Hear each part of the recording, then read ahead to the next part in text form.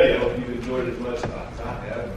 Our guest speaker this morning, we're so delighted to welcome this morning. It's a moment I've been looking forward to for quite some time. So excited for this opportunity. He's a man who really needs no introduction. He's no stranger to this church and certainly not to our community. Ken was raised here in Vernon. His parents, Jackie and the late Dr. Lane Collums. He was the quarterback of the 1990 Vernon High School State Championship football team. Went on to be a 4-year starting quarterback for the University of Central Arkansas, and was the head football coach for Abilene Christian University. He's here this morning with his wife Robin and his children Anna and Lane. What a blessing we have this morning. What a treat. I've been looking forward to it. It's my great pleasure to welcome Mr. Ken Collums. Thank you so much. All right, we good with our mic? All right, this might be a little weird. Normally, as a coach, I would, like when I'm talking to my team, I wouldn't let anybody get behind me. So if it gets a little weird, just kind of know that normally nobody's behind me. So just go with it if I start glancing back at you. Now, what a cool day. I mean, this is where I grew up. It's my home church. I used to sit right up there and listen to Brother B talk from the heart. And one of the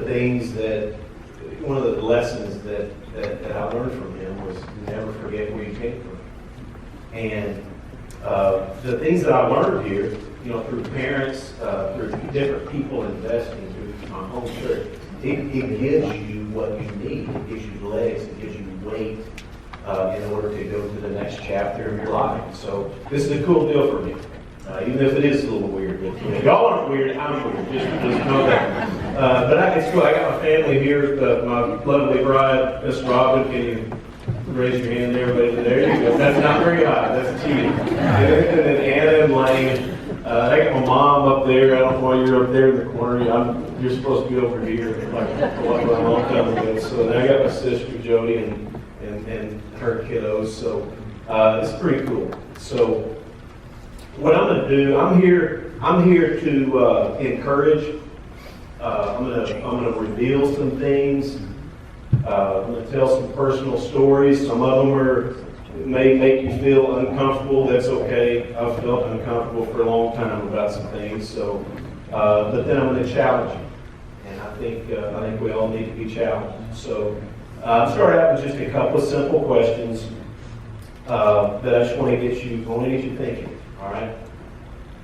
How do you see yourself?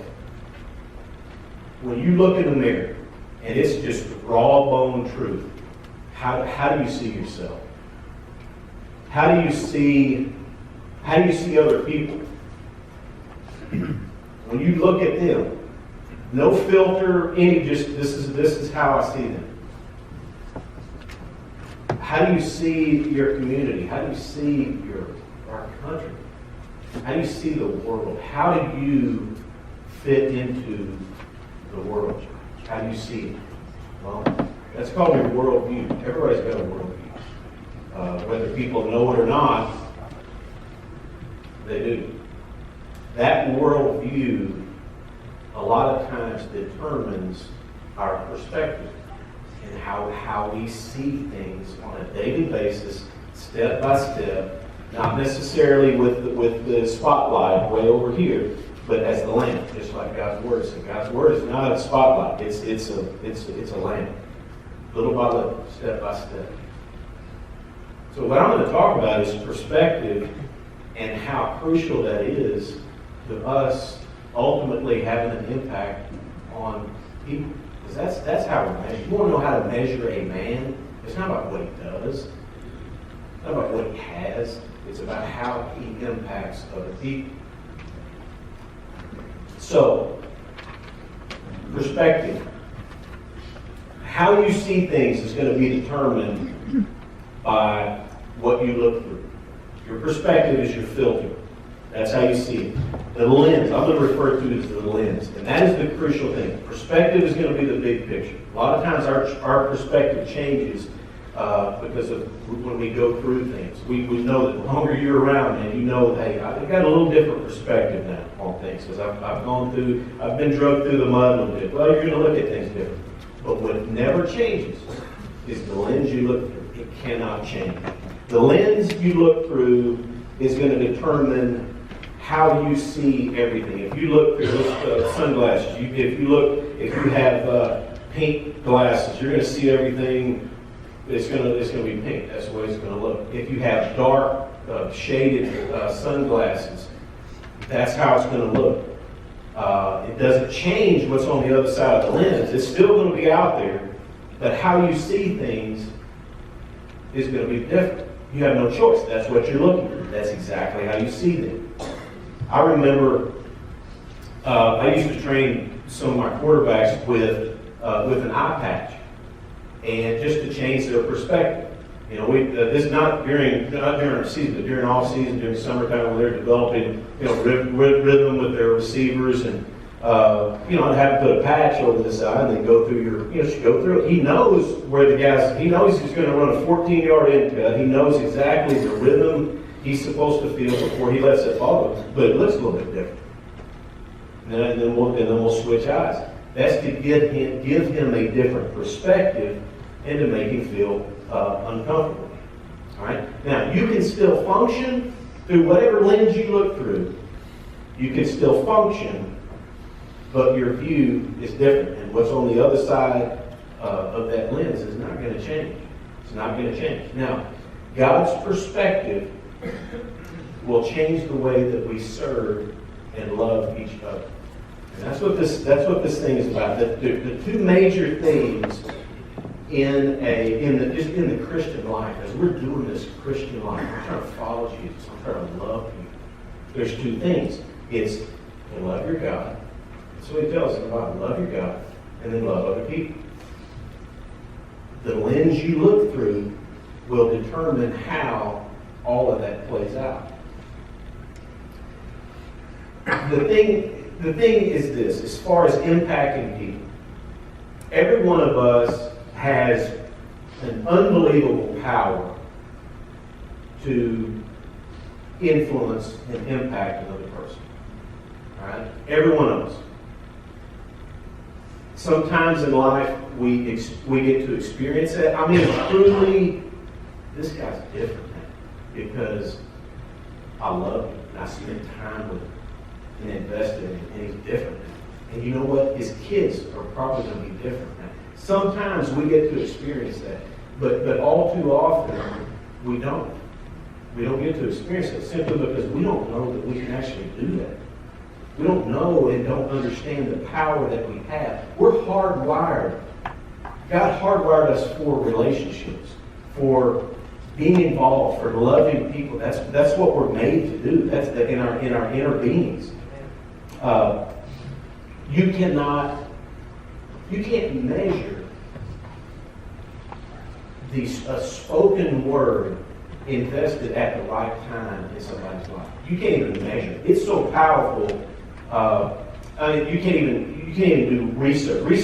People can research anything, and they can do anything they want to with numbers. We all know that, but you can't even measure that. So, if we want to be an influencer, if we want to be a room changer, we want to change the room that we're around. If you want to be a game changer, a life changer, then you must have the right perspective, not just the right intentions. We all know that our intentions get lost in the junk. When we're floating down a raging river and we don't know if we're going to make it, well, yeah, our intentions are to get out. But how have we prepared ourselves to do that? A person willing to look through the right lens is a dangerous person, because now you're going to change lives without even knowing. Now, what I've learned is this, and I've gone through some stuff here in the past year. Actually, almost to the day a year ago, I got fired as a head college football coach. It's a pretty interesting deal. That would be the G-rated version to describe it. Okay, it was interesting, and it still is interesting. We'll just kind of leave it at that. But what I found is this: is when I wake up every day, I can pretty much choose what kind of day I'm going to have. And that's like, well, duh. I mean, you learn that as a kid, I mean, but there are things that we know simply because we're supposed to know, but then there's things that are firm and in us who make us who we are. And until you go through some stuff, you really don't know. It's like watching a game from the stands and actually being there on the field. It's a different deal. Getting your tail knocked off, you're pretty safe in the stand. You can take shots at the coaches and say, oh, that's terrible third down call. Horrible. But it's a little different when you're taking the snap. I can choose what kind of day I want to have. And I've chosen over this past year, I've chosen to wake up and go, God, I know you got it. I know that. So be with me. Help me to feel your presence. Because I don't. Help me. And there's days where I wake up and I'm walking in the Spirit. God, thank you so much. And there's days where I wake up and go, you know what, God? What happened to me is not right. So I'm out. I'm out today. I'll get back with you tomorrow. I don't feel like being just spiritual today. I just don't feel like it. And we've all done that.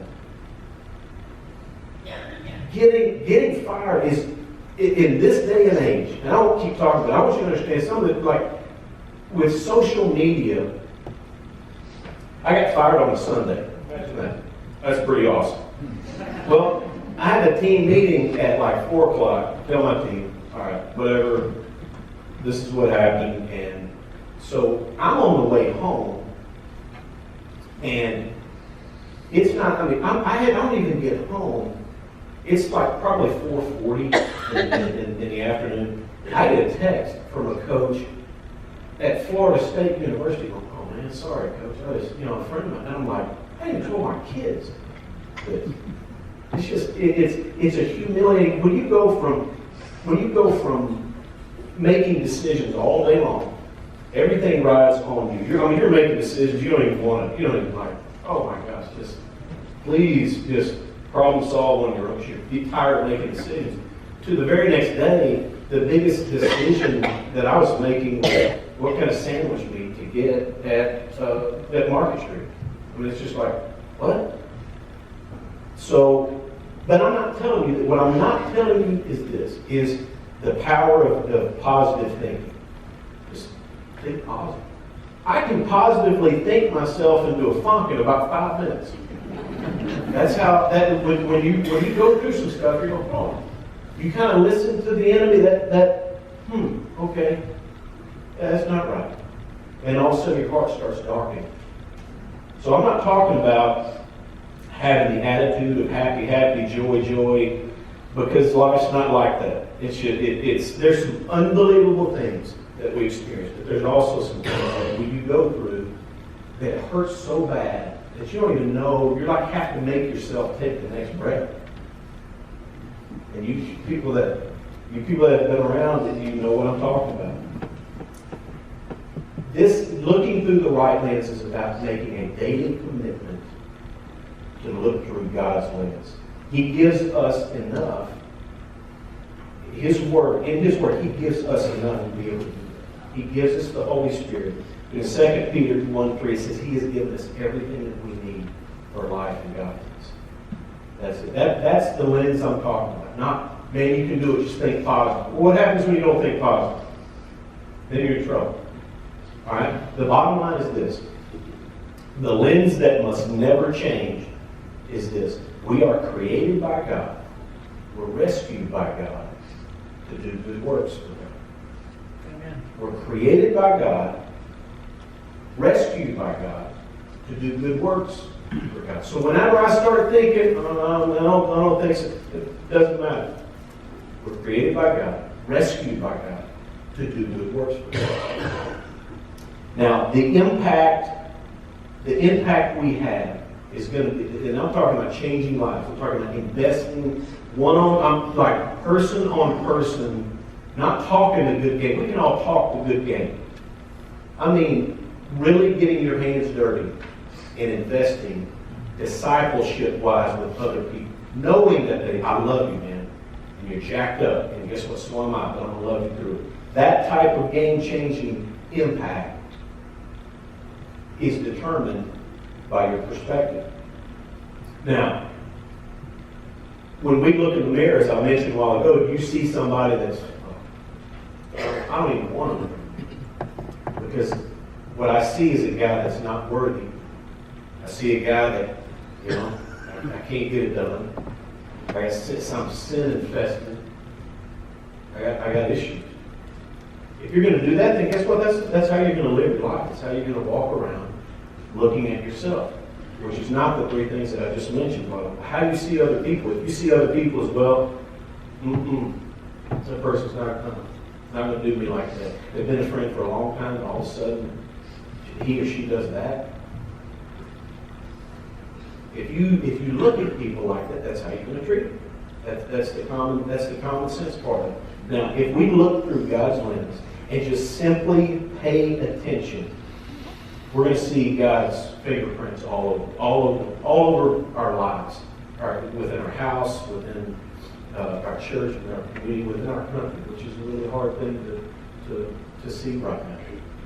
But it also works the other way. In Philippians 3:19, it says, their mind is set on earthly things.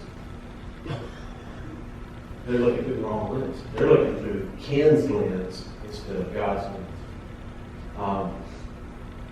Our perspective changes the more we experience. Let me give you a couple stories. I coached a guy named Joseph one time. I coached him for 4 years. When we first got to Abilene, this guy, he's unbelievable, just super explosive. He's a big offensive lineman, great heart, but he was an angry person. He was from South Dallas. He would tell us, he goes, Coach, I'm out completely. I don't even like this place. I go to the cafeteria, Coach, and there's a bunch of white people there. I had nothing in common with him. Why would I do this? I'm going back home where I feel confident. That was when he was young. By the time he graduated, he was telling us, Coach, I'm going to have a relationship with everybody in that locker room. I don't care what they look like. I don't care where they're from. I don't care. In some of these, you can't have a deep relationship with everybody, but they're going to know that I care about them. That is a perspective change. He took the Joseph Thompson lens, he took them off, threw them away. He picked up God's lens and said, you know what? I'm going to look at people that are made by God, rescued by God, to do good works for God.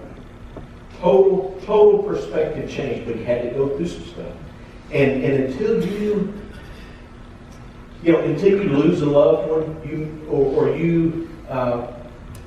make a horrible investment in something, or until you lose your job, a lot of times it's going to be good intentions.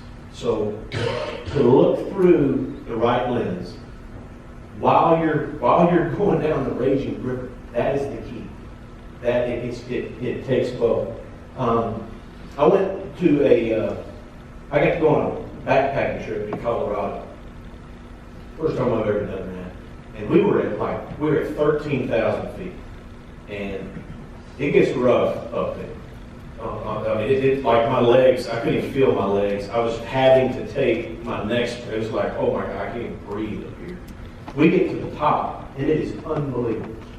My perspective went from, oh my gosh, let me just one step at a time, one step at a time, one step at a time. All of a sudden, you're on top of the 13,000 feet mountain looking out. I mean, you see 80, 100 miles. You see, and I'm just sitting there going, God, hold on for a second. God, you are so big that you can basically take your finger and run it up the side of the United States, and we got the Rocky Mountains.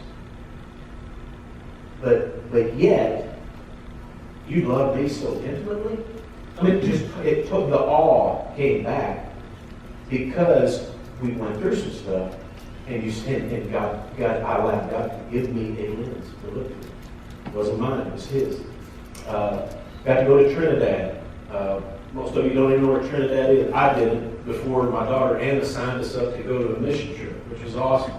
And it was a street evangelism deal. You're walking down the street, and we look totally different than them, which is awesome. So immediately they're going, oh, who are these people?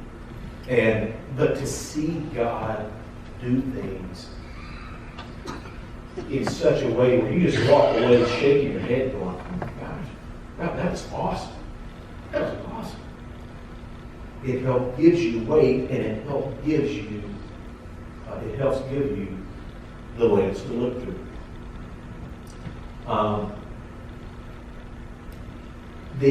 I mentioned the taking snaps. I drove my family we were in Norman last night. We were at the OU TCU game. So we were out late, and it was awesome.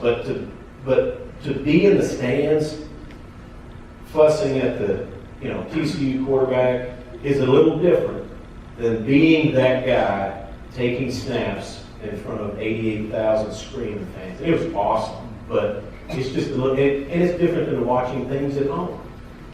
It's a little different. But I say all that to tell you this, that the core remains the same. The lens must remain the same. And that is created by God, rescued by God, to do good works for God. That does not change. Now, the part where I don't feel rescued, and sometimes I don't even feel like God's there. And I don't feel this, and I don't feel this. Well, let me tell you what, it doesn't matter what we feel. It don't matter what you feel. It matters what you know. I learned this from a guy named Toby Splow. He's a pastor of a church down in Argyle. Way back in 2003, it had such a massive impact on me. He said, don't let what you feel control what you know. Don't let what you feel control what you know. If what we feel controls us, oh my gosh, we're doing this. It's ridiculous. God gives us what we need. How do we keep the right lens on? How do we do that? Remember, you can't just try harder and think positive. Oh my gosh, I'm just going to be. No, it's through the promises in God's Word. That's how you do it. That's how you do it. My wife, this is probably 7 years ago, gave me, I was going through a rough gig, and she gave me a Bible verse. She didn't know, she gave me a bunch of them, but she didn't know that this was going to have, that basically this would be tattooed on my heart. She just did it because she loved it. It's Psalm 91, 14 and 15. Psalm 91, 14 and 15. I highly recommend you look at it. I mean, not Psalm 91 is awesome. But Psalm 91, 14 and 15 that's the real deal for me.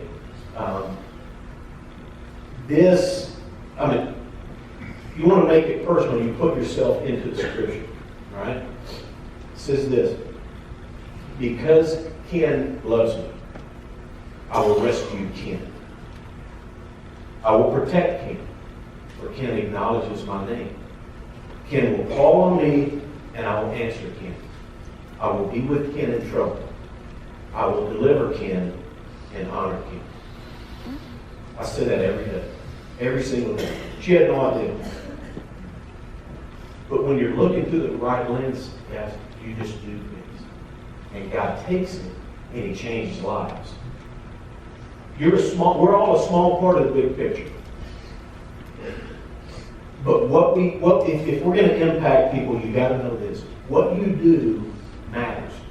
What you say, it matters. Don't think, no, it really doesn't matter.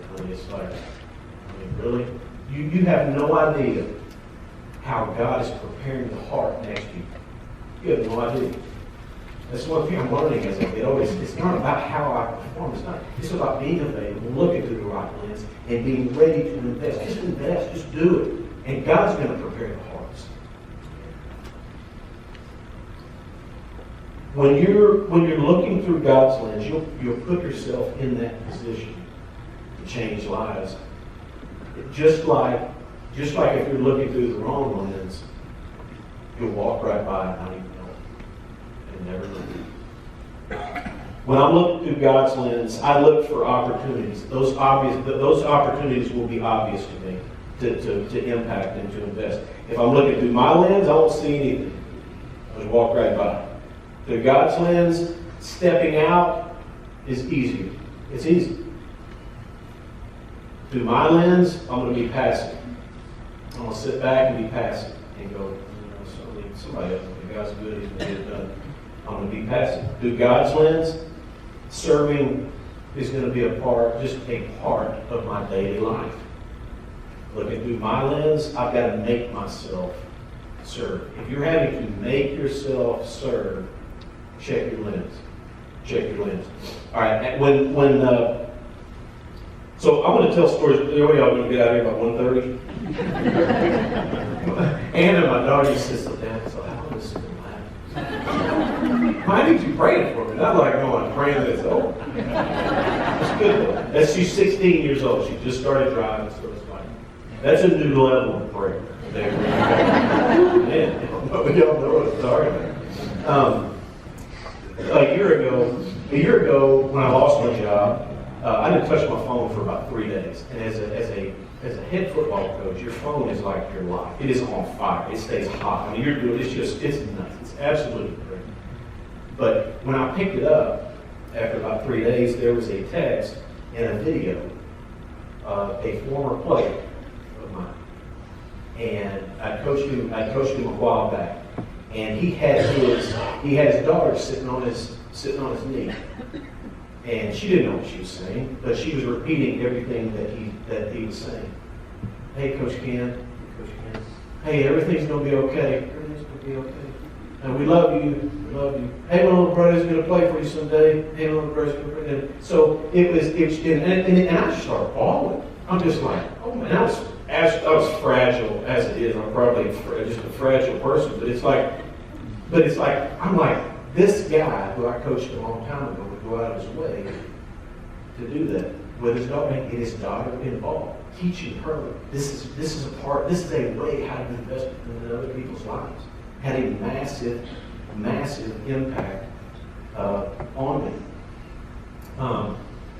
He didn't know what kind of impact he was having. He just did. There was another guy that I coached back in Arkansas, and his dad gave me a book. You know, we've given people books, and he saw enough in me to give me a book that helps set the course for how I coached and how I basically ran a ministry with my players just through this book. He didn't have to do that. But you know what? He saw enough in me. He was looking through the right lens, and he said, here's this book. Just read it. Now, not too far after he gave me that, he passed away. So he'll never know the impact that book, that one action had, him just giving. He'll never know this side of heaven. Now I'll see him in heaven, I'll go, listen, what you did was awesome. You have no idea. But he was just being faithful. But that book helped set the course for how I ran things. And it was called The Season of Life by Vernon. So if you want to look it up. And there's nothing like revelation. Nothing I'm telling you right now is this big. Oh, well, I didn't know any of that. I mean, I'm just reminding you, giving you some stuff that you want. Now, imagine this. A little Jewish kid, way back, had a bag full, I don't even know that it was full. He had 5 loaves and 2 fish. He had no idea what he was holding. But he gave it.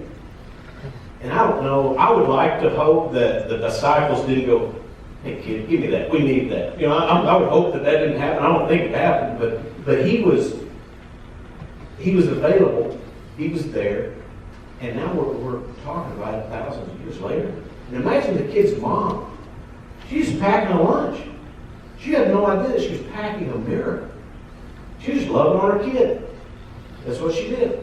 But God uses the things that we do if we're looking through the right lens. That's going to put us in the right direction.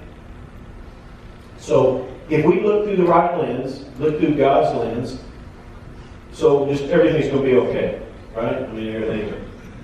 No, it's not. It's not going to be okay. We can look through the right lens, and I'm sure the people in South Texas 1 week ago were looking through a godly lens, and some guy comes in their church and starts shooting. That's hard. It's hard to grasp. So by looking through the right lens, it's not going to change what's out there. It's going to change how you see and how you love people. Looking through God's lens, what I found is going to help us be who God designed us to be. That's the journey. With this Christian journey that we're on. God, I don't know. I'm a high rep guy. In coaching, you got guys that can, you tell one thing and they can just do it. Some guys you got to tell them over and over. You got to show them. You got to demonstrate. I'm kind of a high rep guy in this Christian life thing sometimes. But this God, I just want to be what He designed me to be. I want to be a godly husband, a godly family. And it's so easy to talk about. But when you're getting squeezed, the real you comes out. It's hard. It's hard. I've still been under contract for the last year. So if I look through the right lens, I'll see, man, I'm getting to spend all this time with my family. I've seen more volleyball games than I've ever seen in my life. 8th grade football games. Oh my God. Sometimes those are a little tough to watch, but it's like, it's awesome. That's God. Thank you, God, for that blessing. If I'm looking through the right lens, or if I'm looking through Ken's lens, it's like, hold on, that wasn't right. And immediately you start getting better. You look through the right lens, it's like, man, God bless me this time. I mean, my relationship with my wife is in a really, really good spot. It's because of time. Because of time. Now, let me tell you a little bit of the guy that I mentioned that sent me a video. Let me rewind. 15 years before he sent me that video. I'm coaching him in Arkansas. He's a great kid. He comes up to me after practice one day and says, Coach, I'm out. I got family issues. I want to do this. I guess it's just painful. And I'm like, hold on. You're not going to do anything. Just go take a shower. Go to your apartment, and I'll come over later. Okay? So what I did is I took my 1-year-old daughter and I go over to his apartment. And I remember sitting on his couch, and I had my daughter Anna, who was 1 year old, had her on my knee. And I said, hey, Jelani, it's going to be okay. You're not going anywhere. You're not going home. God's got you. I love you. After he sent me the text a year ago, I said, dude, because that's why I was bawling. I'm just like going, that's the same thing I did with him 15 years before. I didn't know what I was doing. I was just loving on the kid. He told me this. He said, Coach, because you did that for me when I needed it, I did that for you. That's how it's supposed to be. Not because, well, you owe me. It's just, you're just doing life. I love you. This is the lens I'm looking through. This is what I'm going to do. It's easy. God made it available. And now his daughter is affected by it. Not only him. He's a campus pastor of one of the bigger churches in the Metroplex, the Gateway campus in Frisco. Some unbelievable things. If you have the right perspective and you serve and you give more than you take, which that's what we do. If you're a taker. Everybody, most people in society are going to take. If you're going to give more than you take, you'll experience something at times that and it'll be so powerful and you'll never be the same. I want to leave you with this, and this is a view that I want to give that had an impact on me. This is an interesting deal. A couple of years ago, we played a game at Fresno State, Fresno, California, and my son Lane used to come to one game that we would fly to, and this is really cool. We get to play in the Georgia Dome, we get to do this and that, and it's Air Force, and so we were at Fresno, which Fresno has always been in the football world. It's a tough place to play. You go in there and it's a tough gig. Well, the visitor locker room is probably 80 yards from the tunnel. So you got to walk from here to there, then go down the tunnel. Well, we didn't really know this, but for about 80 yards, they have things roped off, and it probably roped off about the size of this little section. And as you're walking out, there are fans, Fresno Bulldog fans, that like 2, sometimes 3 deep, and they're not saying very encouraging things to the opposing team walking out. Oh, you guys are terrible. I don't even attempt to. I mean, they was not all PG-13 what they were saying. I can assure you that. Oh, and y'all are terrible. Oh man, y'all go back to Texas. We're not like you. We ain't like Troy. You know, we had beaten Troy the year before, and they were just saying pretty insulting things. Well, as we're going out, there's a police officer here, there's me, and there's my son Blaine, and we're walking, and then our entire team is right behind us. So I'm like, dang, this is, and for me, that's kind of cool. You know, you're in enemy territory, it's like, this, but I'm like, man, this is my kid. And of course, I'm walking, and I would say, Lane, you okay? And we keep walking, yeah, Dad. And we walked a little more, and I would say, hey, so be all right. And he would have it easy, kept on. The closer you get to the tunnel, it gets intense. It's awesome. And I'm like, and I'm still going, all right, Lane, love you, dude. And I'd hold him for a second, and I'd let him go. Lane, you all right? Yeah, Dad. And he would just kind of give me the, yeah, Dad. And I would just assure him, hey, so be all right. I got you. That is the picture of us and our God. We're walking through a tunnel, and there are times where you can't see anything outside. All you hear is people telling you how bad you are, the things that you experience, just you hear the enemy. I mean, it's a tough deal. God's sitting there going, Ken, I got you. You okay? It's going to be okay. Got you. That left a lasting impact on me because God's not taking care of me because of all the good things I've done and I'm sure glad. But He's taking care of me. And He's taking care of us because you know what? We're a child of the King. And we're made by God. We're rescued by God to do good works for God. So, be encouraged. Look through the right lens. If you find yourself struggling in your faith, in your belief, in the sustainability through the junk, don't check, well, I just don't have it anymore. Well, we probably don't have it. Because life is hard. But what you do is check your lens. God, give me the right lens every single day. Give me the right lens to see you as my Father and to see me when I look in the mirror, not as some jacked up dude, but a child of the King. Somebody that's made by God, rescued by God to do good works for God. All right? Thank you. Be blessed.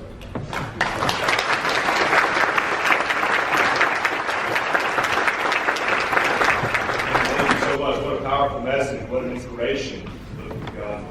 We want to have just a moment of invitation, a time of reflection. If the